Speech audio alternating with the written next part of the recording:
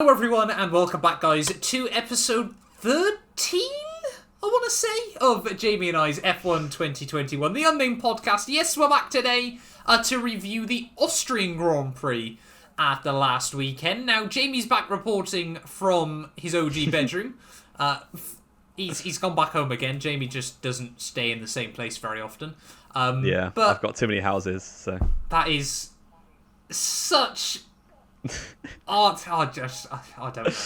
Let's move on. It just such an unnecessary flex at the start of the podcast. Have you noticed as well as Xbox Series Xbox in the background? There was a lot of X's and boxes in that sentence. He made sure that was coincidence. There. Yeah, pure coincidence was it? He says, as I say with actually no, you guys won't be able to see it. It's cropped out of the video, but I got my Fanatec rim in the corner of my shot. It won't make the edit. In all fairness, it's not in range. But yeah, no, Jamie. Before we dive into it though, how are you getting on, buddy? Yeah, I'm good. Yeah.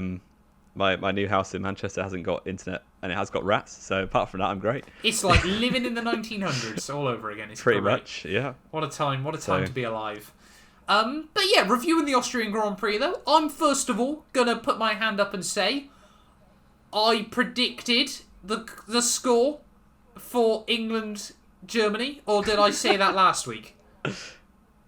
No, I said that before last week. Well, I predicted it. Last week it was when the game happened. Yeah, I also predicted Ukraine England as well. I predicted 4-0. So I'm saying at a second attempt. At a second attempt, but still. So Jamie, England Denmark. What we saying?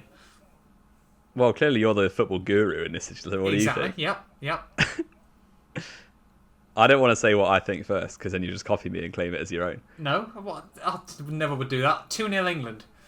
I would say 3-1 England. 3-1 England. Fair enough. Denmark are good. Fair enough. Yeah. But anyway, this is an F1 podcast, but it is coming home. Wow. What?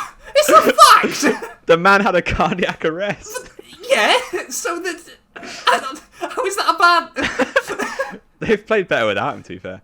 That's worse than what I said. Oh dearie me! Right. It's already descended into chaos, and we haven't even got to the F1 yet. But yeah, so I mean, I'm going to also, before we dive into it properly, say your prediction as well was correct.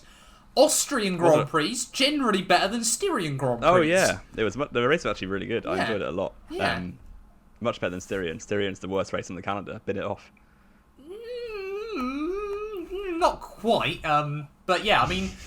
Obviously, this video is going to be going live on the Thursday, just so you're aware of that as well, because I haven't mentioned it to Jamie before now. So England Denmark would have already happened as well. So we're in the final. Well done. Yeah, thank you. Yeah, we Jamie and I are heading down to Wembley at the weekend as well.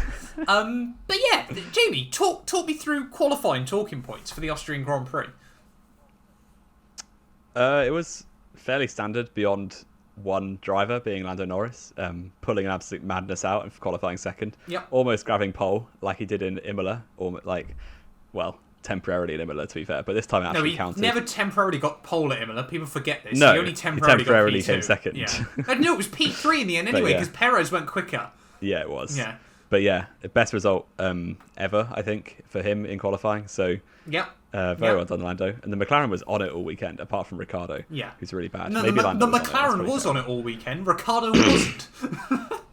To be fair, Lando has always been a Spielberg merchant as well. He's always done really well there. Yes, yeah. So yeah, it's quite a weird track. It's a track for iRacers. It pretty much is for simulators. Like, it's so simple, so you can pretty much master it if you do enough laps, which people like Max and Lando clearly do enough laps to master every single corner perfectly. Yes, yeah. Because there's only like 6 corners that actually matter. So I guess that's probably why. That could be a reason why they're so good at it. But yeah, Max and Lando iRacing's now got the Red Bull ring as well, I should add. Yeah, I'm sure Max and Lando have played it ever since, celebrating their podium. Spoilers, sorry. But yeah, Mercedes on the second row, pretty normal stuff. And then, other than Vettel almost killing Alonso, nothing else really happened. And that was the end of qualifying. Yes, so. I think we should briefly mention that, shouldn't we, from poor Alonso.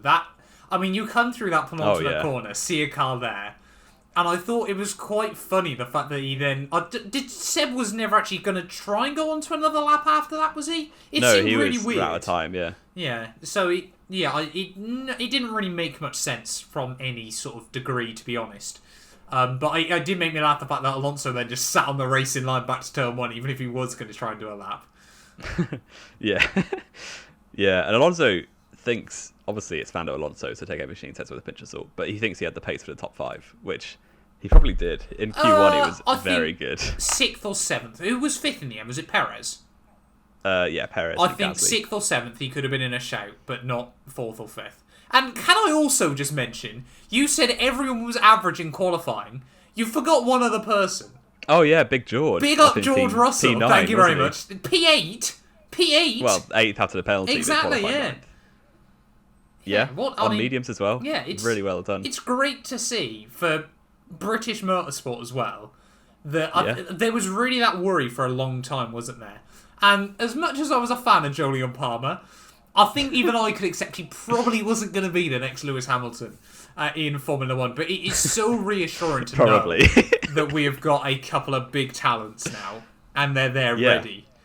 Russell and Norris is smashing it this season completely. Yeah. Like, Russell's points will definitely come. I'm almost certain he'll get at least 1 point this season, you'd hope. Yeah. And also the Mercedes seat will come with it, I imagine. Whoa, this is the thing, isn't it? Yeah. Jake Humphrey, with the deleted tweets coming in. Now, I'm not one for conspiracy theories, except for when I'm one for conspiracy theories. Yeah, he tweeted out, didn't he? He tweeted like, well done to Russell. Yeah, getting like the big seat. Getting the big gig. We were getting the big gig, wasn't it? And then very quickly deleted it. Yeah. And so I personally think that it will be announced on the Silverstone weekend. There's going to be an announcement for Silvo. We're waiting for it. Yeah. There's got to be Thursday. Binned off somewhere. Yeah. Bottas will get sent back to Siberia or something. But yeah, no, I think surely George has done everything. You must think if George. The thing is, George Russell as well can go to Toto Wolff. If you don't get me a seat next year, I've got other teams that are willing to have me. Because he will. I'm sure Red Bull will want him. Yeah. Red Bull would have him. I think McLaren as well would really look to have him. Yeah. Down the line. I mean, McLaren, George and Lando as a team combination, I reckon, would be. That'd be great. It would be great, and then very toxic very quickly, I reckon. I don't think it get that toxic. Really? I feel like Hamilton Button. Hamilton Button got pretty toxic. No, it never. You're making it up. They weren't happy the fact they kept taking each other's engineers, were they? That was Hamilton Rosberg, was it not? Hamilton Rosberg as well. Well, maybe Hamilton's just a bit of a diva, which is probably true. Even as a Hamilton fan, I'm not going to deny that. I don't think anyone can ever deny Hamilton's a bit of a diva. No, it's true. As well, of course. But yeah, we jump into the Grand Prix then. Lap 1, considering we had a car retirement, was still quite undramatic, wasn't it? Ocon had like the Ocon most was terrible. Undramatic DNF you ever see in Formula 1. Just got squeezed out. Was it Giovinazzi on the inside, or was it Giovinazzi and Williams on the outside? Latifi on the outside. Russell was actually doing well. So. Well, the start wasn't great for Russell. He went down to 12th, didn't he? Yeah, that's true. It was he's never been good at starts. Yeah. Well, I think the Williams balance as well doesn't help with that. Latifi's really... No, do you remember in his debut season when he would always out-qualify Kubica and start 19th, and then every race without fail, Kubica would get him onto the first corner? Yeah, that's fair enough. He's never been good at starts at all, Russell. No, they've not been his strong point. It's fair to say. As well, of course. But yeah, Ocon obviously got squeezed out by Giovinazzi at the start, up at turn 3 even, I should say. Had nowhere to go. It was just wheel to wheel. Like we said, his front wing was completely intact. He was quite unlucky to actually retire from that. Like, you see how often where it's just tyre rubbing. No, that sort of contact from that angle is always going to do it, unfortunately. Yeah, I suppose. But yeah, there wasn't... The only other thing he could have done in that situation was when Giovinazzi's coming over, hard lock left, Giovinazzi goes to the sky. Take out Latifi. Well, Giovinazzi goes to the sky because this tyre's already close enough. Latifi goes to the sky as well.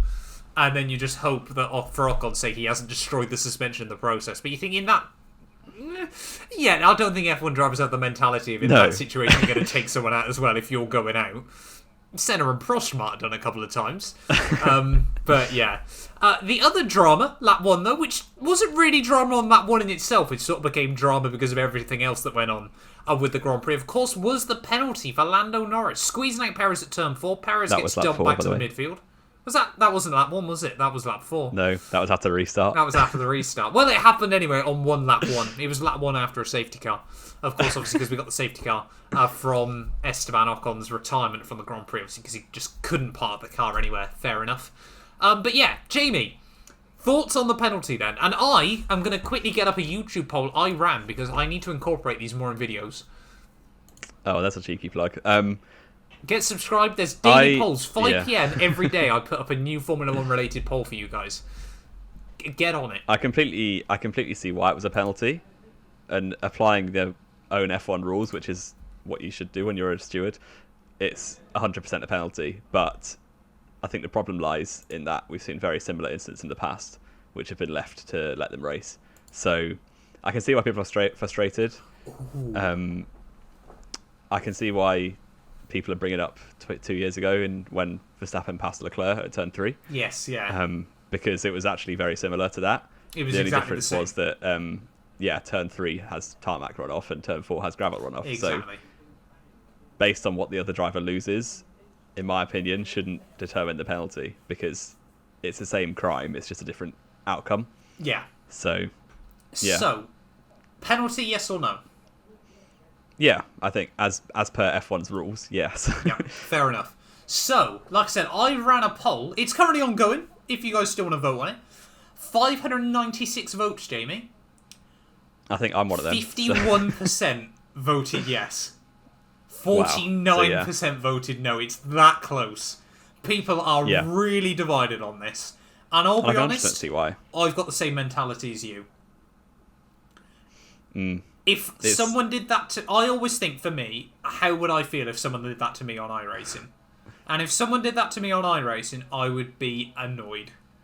Yeah, definitely. I would probably do the same thing to someone else on iRacing.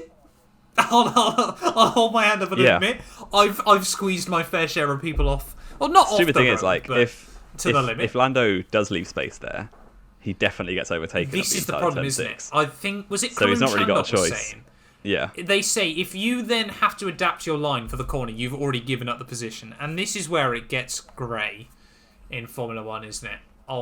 If you have to then give the car room on the outside, I can English, I can words much goodly. You've already given up the place at that point. Like, it's 1 in 10 you'll hold on to it if they get bad traction. Because the outside car's got way traction. Exactly. So it's so difficult to find that balance, isn't it? Yeah, one solution would be just put tarmac runoff everywhere, so there's no penalties ever. But that'd be a bit boring. Do we really want 23 Paul Ricards or 22 Paul Ricards now? We should say. Paul Ricards is pretty good. Yeah, this year it was. Yeah. I'm not predicting next year it will be, and as we both know, all my predictions are 100% bang on. Yeah. Yep. Yeah. So everyone is still deeply divided on. I don't think it made much difference, to be honest, in the end. So. I know they say they think they could have got second, but I think Bottas would have got him eventually. I reckon Perez would come P2. I'll be honest. I think it would have made. I think it did make the difference. I was talking about the penalty. Oh, sorry. Yeah. Yeah. No, that's fair. Obviously, if the incident hadn't happened, Perez would have come second quite easily. Yeah. Sorry, that's what I thought you meant. Yeah. Yeah. No, the penalty for 5 seconds to Lando didn't make much difference. No. Well, I saw a couple of memes on Twitter today of Perez obviously saying that Lando pushed him out. And they obviously go copy that. So Perez did copy that and did it to Leclerc. Twice. Exactly, yeah. But we'll talk about that in just a moment. So obviously then we see Lando battling with the Mercs over quite a few laps, actually, over the next window. Yeah. And it was clear to see McLaren, this weekend, I think, will give them a lot of information for future. What people seem to forget for a lot of teams is that with the shortened sessions, 1 weekend doesn't give you the time to get the car perfected.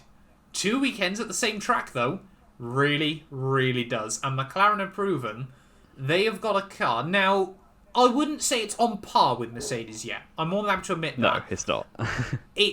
People forget this is Mercedes' bogey track anyway in Formula 1 at the moment.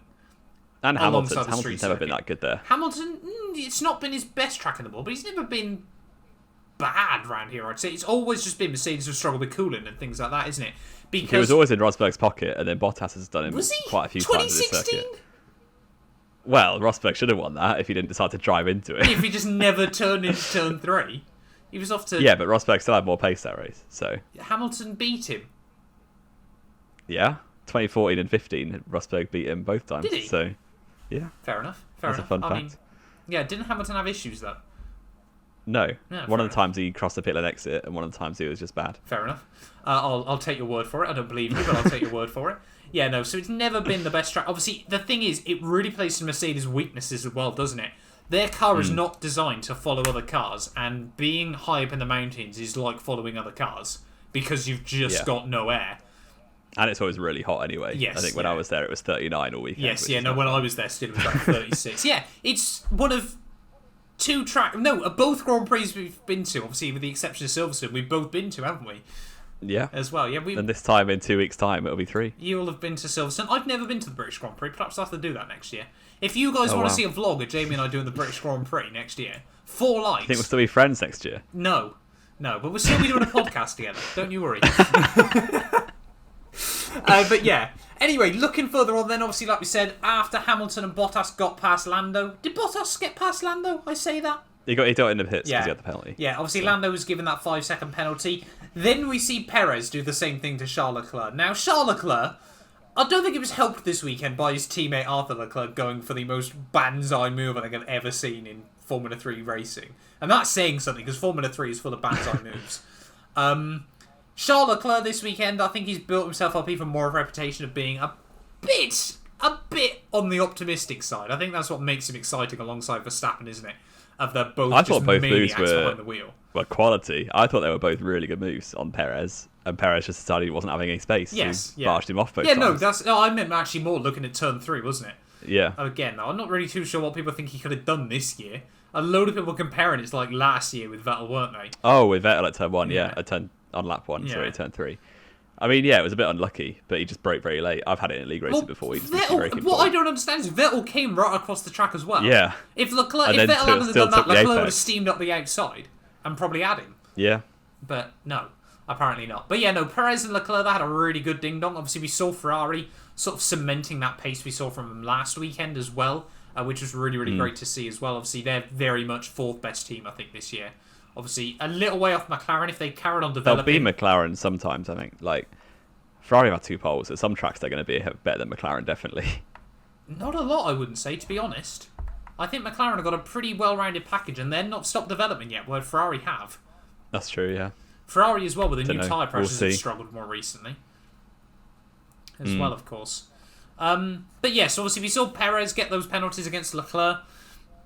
Again, I think, had they not given the penalties to Lando, it might have been a bit harsh to give them to Perez, but they gave the pens to Lando, so they kind of had to give them to the Perez at the end of the day. I think, especially the first one, was ridiculous from Perez. Yes. Yeah. Like, Leclerc was so far ahead into the apex of that corner, and Perez was like, I'm keeping the nose there, I'm not backing out, I'm having it! That was really bad driving. We see it a few times, like, very rarely with Perez, but it seems like when he has a bad race, like, in terms of driving, he really does have a bad race. No, Perez is weird though. Like, for me, Perez is more like he'll have that one move in a Grand Prix where he'll go for something that you just think is completely out of character for Perez.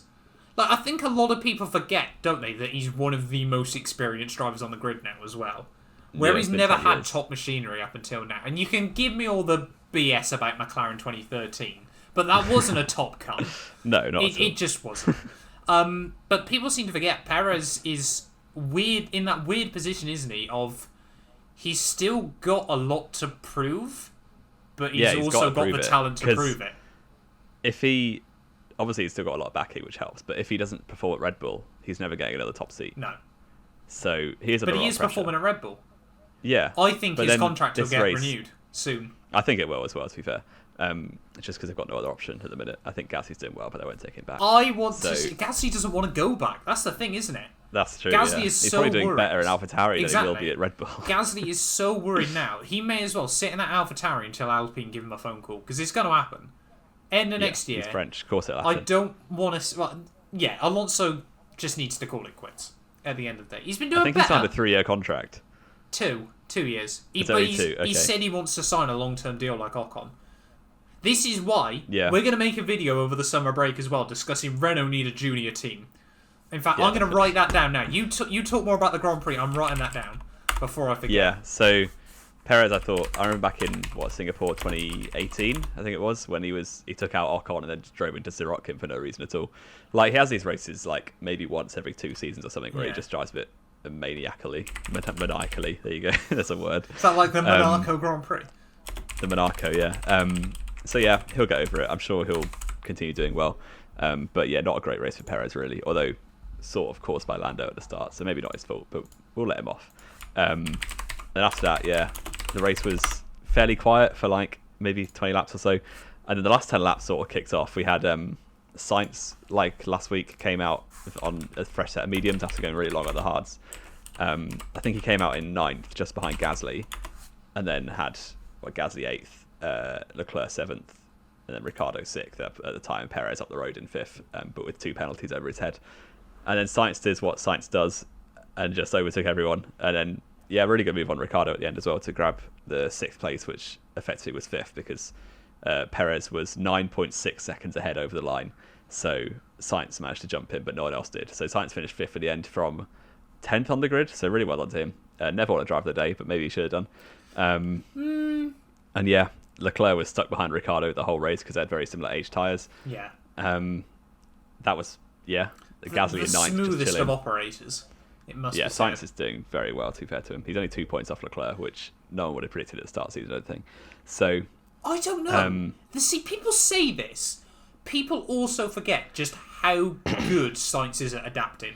Like, you think he is very adaptable. He's been with drove half so many the cars, teams on the grid, hasn't he? Now it's mad. Like, you look at it. He's been with Renault. He's been with Ferrari. Toro he's been with Toro Rosso. He's been with McLaren. He's already been with 4 different teams. Yeah. And he's definitely driven Red Bulls before in junior career as well, so call it 5. Yeah, it's mad. I mean, you look at who would have thought, like, sorry, to completely sidetrack quickly, who would have thought when Verstappen got the call for Red Bull over Sainz that 5 years later he'd be driving for Ferrari? Quite a lot of people, actually. I remember at the time, like, it seemed that Ricciardo and Verstappen were locked in for ages at Red Bull. Yes, yeah. And people said Sainz is good, so he needs to find another seat. And a lot of people said Renault or Ferrari. So Gasly needs to be looking to Sainz for advice. Yeah. Definitely. Well, barely any drivers in the Red Bull Junior program ever escaped the Junior program in F1. No, and so escaped in one piece. Apart from Sainz and Ricciardo are the only ones who've actually like stayed in F1 after leaving Red Bull. Vettel? And Vettel. I was going to say, yeah. So yeah, Gasly's got I don't know, get out soon. Although he's already had the shot at Red Bull, hasn't he? So it's going to be quite hard, I think, to get a top seat anywhere. But I did see, obviously it won't happen. But I saw rumours of Mercedes, which is probably just absolute wishful thinking. No, they've got to put George in. They can't lose George. Not for next year, but maybe down the line. Down the line, possibly. Because he's performing very well at the Gasly. Yeah. And the race on Sunday, he did the best he could. I think he qualified 6th. Yeah. Started on the softs and was the only driver who started on softs to get into points because the soft tyres were terrible. I would argue as well, in terms of season consistency, he is pretty much on par with Norris and Verstappen as well. Yeah, it's really hard to disagree. I think he's gone a bit underrated with him because, unfortunately, I think a lot of it, sadly, is to do with the fact he's not British. It's terrible. Sort of. I think it's terrible as well because he has smashed it so far this year. Because imagine that was hype up Lando. a young British driver. Lando's very clever with his own marketing, which helps him out with it as well. But I think, Gasly has been underrated this year from a lot of people. I know you're frothing at the mouth now because I've given Gasly so much support this year when I used to just absolutely rag him, but he has been pulling it out over and over. It's been those 3. I think you can't argue that Verstappen have been Norris, the most 3 Gasly consistent. Have been the best 3. Exactly. So he finished 9th, another good 2 points. Couldn't do much more with the car and the strategy, I don't think, but still putting Tsunoda to shame. So we move, and then 10th place was quite interesting as well. Matt, do you want to talk us through that one as you're the Russell fan in this group? Are you not a Russell fan? I like Russell. Am I only just learning now you're not a Russell fan? Oh, mate, I was gutted. Like, anyone but Alonso.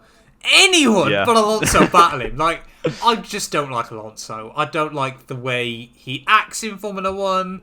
I don't like the fact he's still in Formula 1.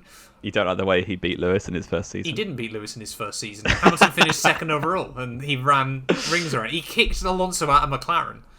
Alonso came in as a world champion, and Hamilton running riot. So, running riot by 0 points, did he? Yeah. He finished ahead of him. You get a trophy for finishing 2nd, don't you? Probably. You get the second place trophy. Have you ever seen the FIA Prize Gala? That's true. Hamilton's been to it so many times he doesn't even show up to collect his winner's trophy anymore. And I'm sure this year, if he finishes runner-up, he won't go either. He probably won't show up, would he? I don't think he will. The best thing about the FIA Prize Gala ever was still Kimi Kimi Räikkönen Räikkönen getting being hammered. Yeah. And just his wife being so embarrassed. But anyway, back to my dislike for Fernando Alonso. It was getting towards... I must admit, actually, so I'll explain first of all, obviously, Russell running 10th place with a few laps to go.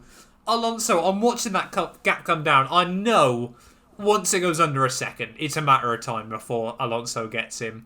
And fair play to Alonso, after the Grand Prix, he did come out and say he wished it had been anyone but George that he was battling for that final point. Alonso's been really nice. He's such a Russell super fan, Alonso. Is so funny. Because he knows he's better than him. And it's a young British guy that Alonso can still beat. That Alonso's actually likes, which is quite surprising. Yeah. So he wasn't a massive fan of young Lewis, was he? No. Or Lando, to be honest. I can't imagine Alonso was a big fan of Lando either. Oh yeah, he kicked him out of McLaren, didn't he? But he didn't kick him out, but then suddenly McLaren gave Lando a good car. Yeah. As well. But yes, so obviously Alonso then got Russell with 3 laps to go. Yeah, 3 laps to go. It was a really good battle, actually. It was a really good battle for so. quite a few laps. I think that's why Alonso liked him so much, because it was proper sort of... Not too aggressive, but I think they both sort of knew what was going to happen. No, I think they both sort of knew what was going to happen, but I think also Alonso didn't want to do anything to George either. Yeah. I think if he wanted to make the move work, don't get me wrong, but he didn't want George to end up risking a retirement from it or anything like that. It was like George shooting Lenny at Advice of Men. He didn't want to, but he had to. It's a very weird comparison, I'll be honest, but we'll roll with it, I suppose. But yeah, looking further down the order then, obviously Tsunoda, a bit of a disappointing week. Oh, not disappointing, I think, just... He did good qualifying, but a terrible race, so... Yeah, only 3 places behind Gasly. It just happened, obviously, Gasly still got the thing into points there, and Tsunoda didn't quite this weekend. And Tsunoda got 2 penalties for crossing. Oh, yes, that was not good. How he managed that twice, I will never know. Stroll as well, disappointing weekend. Considering how well he did last weekend and was gutted by it. Yeah, very, very surprised this weekend. Yeah. I guess the only other thing we can talk about was Vettel versus Raikkonen on the final lap. Yeah. What went on there? Strange. I think that what it was everyone was trying to vote Kimi for driver of the day, so he heard that he was getting voted driver of the day and just thought, screw this, and crashed. Yes, yeah. I think people are being harsh on him, because I've seen the overhead shot, and they do kind of merge into each other. Obviously for Raikkonen it looks worse, he does just steer into him. Yes, But Vettel was also coming across ever so slightly. Vettel was coming across ever so slightly, but that's still... It was obviously Raikkonen's fault, but it's not like he's blind and should retire. No, I think he's got to go. He's got to go. Come on. Well, that's your opinion. But there's more talks. I still think he's better than Giovinazzi. So. Giovinazzi's been better this year than he has in the past, but I agree. I think both of them should go still. Yeah. But, yeah. Ilott and the young French one. What's his pusher? Get him in. No, get Mick Schumacher in first. Give Mick Schumacher a year in the Alfa Romeo. Well, it's like, Alfa Romeo came out and said, didn't they? Fred Vasseur came out and said, we've got a quicker race car than Williams. Williams have Russell. Which I thought was brilliant. Did he actually? He came That's out and quite said cool. that, yeah. I mean, he's 100% right. Yeah. Because both Alpha drivers beat Latifi week in, week out, but they can never get near Russell. No, exactly. Actually, to be fair, Kimi was right behind him until he just decided to drive into Vettel. Exactly, so. Yeah. But anything else to add then? I mean, Mick Schumacher and Mazepin finished 2 laps down. They also were there this weekend. Don't really care. Mazepin got a black and white flag. I noticed that. A lot of people got black and white. Yeah, to be fair, half the field did, didn't they, in the end? Though Mazepin also got a 30-second penalty post-race for ignoring yellow flags. Oh, was it? Yeah, it was. Yeah, that was it, wasn't and it? Latifi did as well, so they both got 3 penalty points. That's another thing, actually. Have you seen anything about that or not? The penalty point situation. Oh, Lando's really close, isn't he? So Lando's on 10 which out will of become 12, 8. yeah. It'll become 8 when the time is at Silverstone. But the rest of his points don't reset until like October. Yes, yeah. And also Perez is on 8 as well. So that could get interesting. I think penalty points. I think they're going to change the system. A bit of a sham. Yeah. The fact that Hamilton almost got a race back kind of seems crazy. They'll never actually I remember back in 2017 it was Grosjean was 2 points from a ban in USA, took out Leclerc on lap 1, which would always be 2 penalty points, which would therefore be a ban. And they just gave him 1 to miss any drama. Yeah. So they never have the bottle to give bans out anyway, so they're definitely going to change the And to system. be honest, as much as people want to hate on Mazepin, I don't think anyone deserves a ban either. There's no one that I look at week in, week out now. Let's be fair. Mazepin, first couple of races, ropey. But he was just dangerous to himself. He wasn't dangerous to No, other exactly. drivers. The only time he got involved in a crash with anyone else was Latifi taking himself out, wasn't it? Yeah. But since then, he's not been on par with Mick, but he hasn't been far away either. And it's so difficult in that car Exactly. to do anything. It's kind of irrelevant it's anyway. As long as he doesn't get lapped by Mick, he can't really do much else wrong at the moment in the car. I must add, he can do a lot wrong outside it still before people cancel me. But yeah, I mean the Austrian Grand Prix, like we said, better than Styria. Not great though, still was it? I enjoyed it. I would give it like 6 out of 10, 7 out of 10, roughly. Fair enough. There was a lot going on. Midfield was very hectic. I guess again it comes down to Hamilton versus Verstappen fans. Which driver wins? Yeah, which is fair enough. But we're gonna do a proper podcast about this next week. We got 2 races from Silverstone in one weekend. First sprint race. We're looking forward to it. You're going to be there, of course. Yeah, I'll be doing a live podcast. With a live podcast. I forgot about the sprint race, to be honest. I was like, what on earth? So, yeah. Sprint race and Grand Prix predictions. Well, the sprint race is basically going to be whatever happens in qualifying, because it's like 15 laps long or something. I think Mercedes are going to come back fighting in Silverstone, to be honest. Do you? So, well, put it this way. Toto Wolff came out today. Toto is being very confident. Yeah. No. Right, did you see that on ESPN? No, I saw it on Sky Sports after Austria. He was like, we come in... He was obviously joking. But saying, like, we come in Silverstone, win by 30 seconds. So much I've seen on Twitter. They've twisted it. What he said it sarcastically. Oh, yeah, I was watching it live. He did say it sarcastically. Yeah. But they have got an upgrade coming for Silverstone. Right. So... I've Mega Drive and Max Verstappen on my fantasy team. Am I going to regret this? I wouldn't do it at Silverstone. I'd wait for Hungary or something, yeah. I might have to change my fantasy roster again. So, yeah, I would probably say Hamilton wins a sprint from Verstappen and Bottas. Yeah, why not? And then obviously that sets the grid. So those 3 get points for the sprint race. Yeah. No. Oh, by the way, Russell is 100% finishing top 10 in the sprint. Oh, don't! Don't do that! Oh, because he will now. Oh, and then he won't in the feature. No, Jamie, why? So he's going to finish like 9th or 10th in the sprint, get no points, and then start finish 9th or 12th 10th, in the Grand Prix, and then finish 11th in the race. Oh, Jamie, you've just made me more depressed. Enjoy. Thanks for that. Get ready for that when it happens. So yeah, and then the actual race, Tyre West City, Verstappen wins, Hamilton, Bottas. There you go. Fair enough. I'm absolutely laughing. I am going to go sprint race, Verstappen, Hamilton, Perez, Grand Prix, Hamilton, Bottas, Perez. So Verstappen's out and I'm depressed. I'm going to say Verstappen goes out. And I'm going to remove him from my F1 fantasy. If that happens, I'm like... There's going to be tears all the way back. Well, there won't be a podcast, will there? You refuse to do a podcast if Verstappen retires. I'm going to get laughed at so hard in my Red Bull shirt if Verstappen goes out and Hamilton wins. And it'll be me doing a lot of the laughing. Yeah. But yeah, anything to add on before we wrap up this one? We've done quite well today. We have had quite a long podcast. Yeah. I don't think there's anything else to add other than it's coming home. Of course it's coming home, yeah. Yeah, and then... I'm at Silverstone in 2 weeks' time, so yeah. Get ready to hear about that for the next 6 months. I'm looking forward to it already, as I was meant to be going to the Spa 24 at the end of the month, and that's not happening. So love that. Yep. But yeah, I just want to quickly say as well, a massive thank you for 15,000 subscribers on the channel. I know I've been sort of saying it a lot in recent videos, but I know obviously some of you guys that just watch the podcast. So, you know, it is greatly appreciated as well. I'm here, isn't it? Exactly. People who come for Jamie on these videos as well, of course. But yeah, a massive thank you for that as well. Like we said, we're going to aim to be back next week with a podcast. We've both got other stuff going on though as well. So we're going to try and get one done, but we're not going to promise it just yet. We'll wait and see about that. Like we said, we've got some ideas as well, other stuff we want to do, sort of between us as well with the channel. So yeah, really looking forward to that as well. But yeah, I think, does that wrap us up then? Think so. Thank you everyone all so much for watching once again. If you have enjoyed and you aren't already, do make sure you leave a like and get yourself subscribed. And we'll hopefully be back next week ready to preview the British Grand Prix.